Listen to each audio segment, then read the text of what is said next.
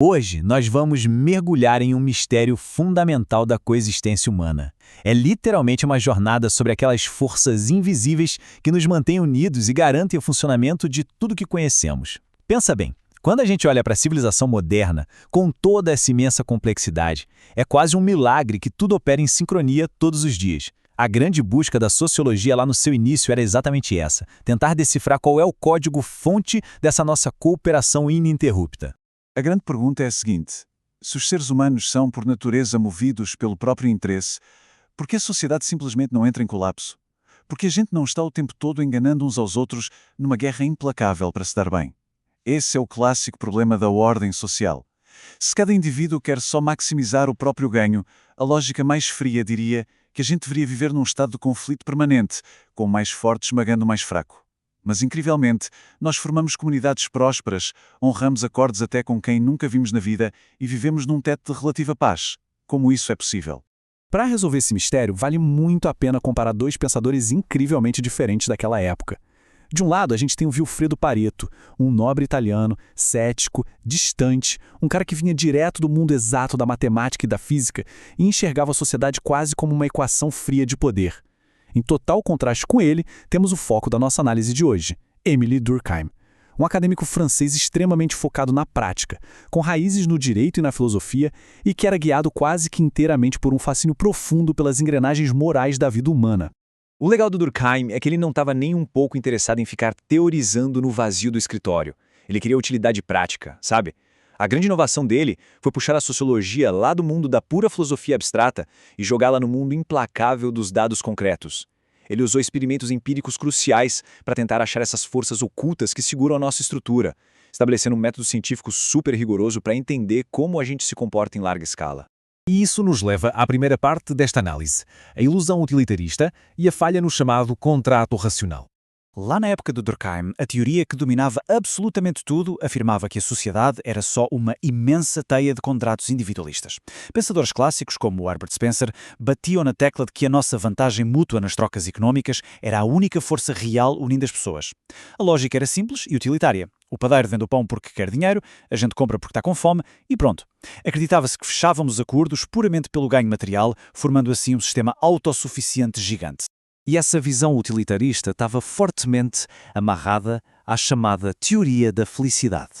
O pressuposto era de que a divisão do trabalho, com cada pessoa desenvolvendo uma especialidade diferente para aumentar a eficiência de tudo, progredia por um único motivo: deixava a gente mais feliz.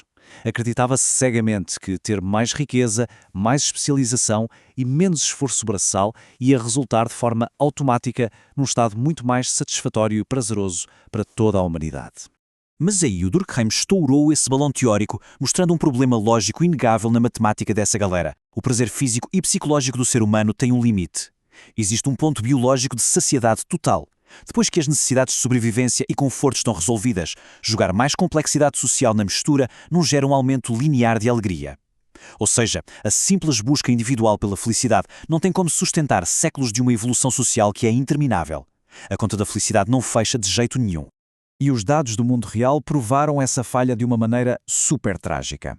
Durkheim conduziu um estudo minucioso e descobriu que as taxas de suicídio tinham aumentado de forma assustadora exatamente nas partes mais civilizadas e ricas da Europa do século XIX. A modernidade, com toda aquela eficiência material, muitas vezes gerava um sentimento extremo de isolamento e uma falta de propósito que ele batizou de anomia. Isso quebrou em 1000 pedaços a ilusão de que contratos racionais traziam felicidade no pacote.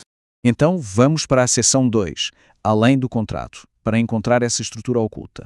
Bom, investigando esse buraco gigantesco na visão utilitarista, o Durkheim chegou a uma constatação absolutamente icônica sobre a natureza dos nossos acordos. Ele falou: nem tudo no contrato é contratual.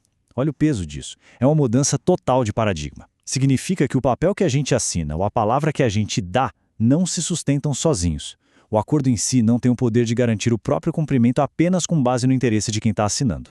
A realidade é que qualquer acordo privado que a gente faça depende totalmente de uma instituição de contratos que já existia muito antes de nós. Tem todo um ecossistema gigante de regras, normas e entendimentos silenciosos que nenhuma das partes envolvidas jamais assinou no papel, mas que validam e controlam de perto cada troca comercial. Pensa bem, se dependesse só da racionalidade e da vantagem imediata, quebrar e fraudar a regra na primeira oportunidade de lucrar seria a escolha óbvia de qualquer um. A grande sacada é que a sociedade age como uma terceira parte invisível em absolutamente todos os negócios humanos. É ela que dita um manual de regras que impede o caos total. Por exemplo, a sociedade proíbe contratos moralmente inválidos, tipo vender uma pessoa como escrava, ela exige que não tenha fraude, impõe obrigações a terceiros que nem estavam na negociação e estabelece o que é aceitável na prática. É todo este tecido institucional invisível que torna possível fechar até o negócio mais simples do dia-a-dia. E assim chegamos à terceira e última parte, a consciência coletiva e a ideia da sociedade como uma realidade sui generis. Para o Durkheim, a gente precisava começar a tratar os fatos da vida moral, essas nossas regras não escritas, com o mesmo rigor científico de quem estuda a biologia. Ele falava que os fatos sociais deviam ser estudados como coisas. E por quê? Porque eles exercem uma força coercitiva sobre a gente tão implacável quanto a própria gravidade. Foi essa vontade de medir o invisível que levou ele à ideia brilhante de que a sociedade é uma realidade sui generis, uma força gigantesca que é muito, muito maior que a simples soma dos indivíduos espalhados por aí. Tudo isso culminou no conceito sociológico mais duradouro dele, a consciência coletiva. Basicamente é o conjunto de todas as crenças e sentimentos comuns às pessoas de uma sociedade, formando um sistema vivo e próprio. Um detalhe fascinante é que a palavra original em francês junta a ideia de uma consciência moral com a de uma ciência compartilhada. Capta perfeitamente a existência dessa bússola inquebrável que opera de forma totalmente independente da vontade de qualquer um de nós sozinho. E para provar que essa força coletiva realmente existia e operava, Durkheim usou as leis como um termômetro visível da evolução. Ele mapeou como os grupos começam num estado de solidariedade mecânica, onde as pessoas são unidas por serem muito parecidas e terem crenças muito fortes. Com o passar dos séculos, a gente evolui para uma complexidade moderna amarrada pela solidariedade orgânica, onde somos super especializados e dependemos uns dos outros. É exatamente como órgãos diferentes trabalhando juntos para manter um corpo biológico vivo.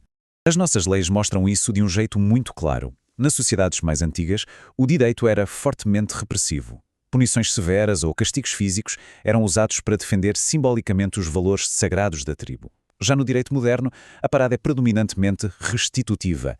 Se alguém quebra um contrato hoje, a lei não quer torturar a pessoa em praça pública. Ela busca apenas restaurar o equilíbrio financeiro e manter as coisas fluindo na nossa gigantesca rede de especializações.